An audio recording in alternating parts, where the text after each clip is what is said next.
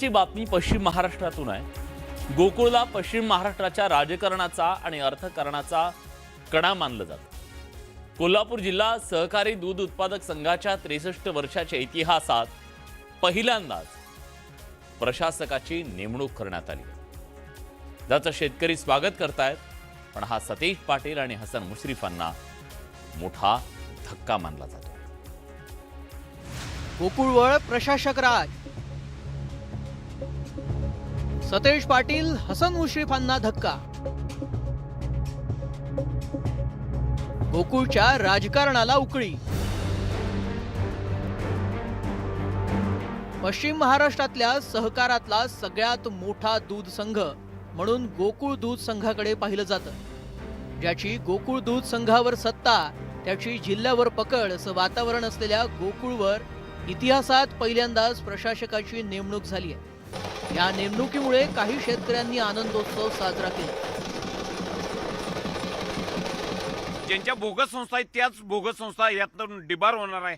आणि आजपर्यंत जो 5 वर्षात भ्रष्टाचाराचा मुद्दा आहे, भ्रष्टाचार झालेला आहे, तो उघडकीस आणण्याचा ह्या प्रशासकीय कालावधीत आम्हाला अपेक्षा आहेत। दूध संघ आमचा आहे, पण आताच जाऊ दे ना। हुकुमशाहींची चालू होती सगळ्यांची, ते आता हुकुमशाही मोडीत निघाली, प्रकाशाने आता मोडीत काढली ना। त्यामुळे आता सगळ्यांनी शेतकऱ्यांनी आल्यात न्याय मिळाला प्रत्येक डेअरीला।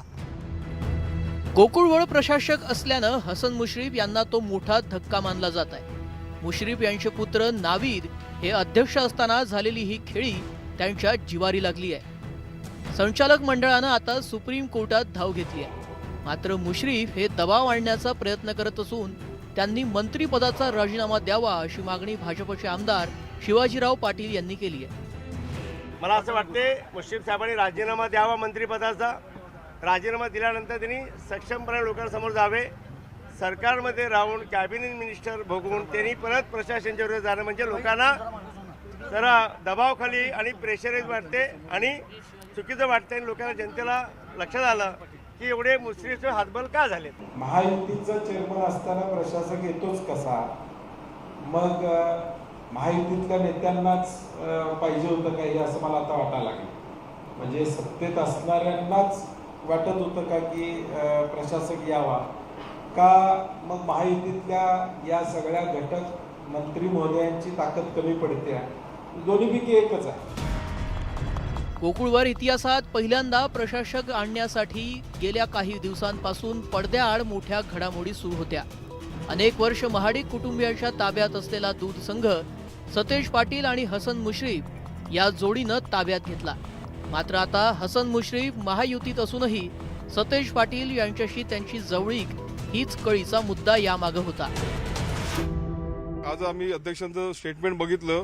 त्या स्टेटमेंटमध्ये त्यांनी म्हटलं की प्रशासक मंडळ जे आलेले फक्त रुटीन कारभार करणार आहेत, पण आम्ही सभासद म्हणून आमच्या ज्या मागण्या असणार, तक्रारी असणार, SIT सुरू आहे, शासनाच्या सगळ्या प्रकारच्या चौकशीला हे लोक कोणती किंमत देत नव्हते, रिस्पॉन्स देत नव्हते।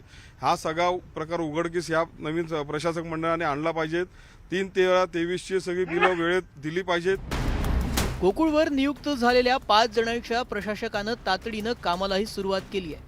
निश्चितपणानं ही दूध उत्पादकांची संस्था आहे आणि त्यांनीच ते चालवायचे आहे। आम्ही फक्त त्याच्यामध्ये तात्पुरती व्यवस्था म्हणून कायद्यातील तरतुदीनुसार केअरटेकर म्हणून काम करणार आहोत आणि त्याच्यामध्ये आहे या संस्थेचा नावलौकिक पुढेही कायम राहील या दृष्टिकोनातून आमचे प्रयत्न राहतील।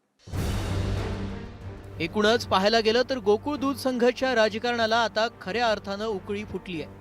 हसन मुश्रीफ सत्तेत असले तरी गोकुळवर प्रशासक राज आल्यामुळं महायुतीतच गोकुळवरील वर्चस्वावरून अंतर्गत कलह टोकाला पोहोचल्याचं चित्र दिसून आलंय। ज्ञानेश्वर साळोखे, न्यूज 18 मराठी, कोल्हापूर।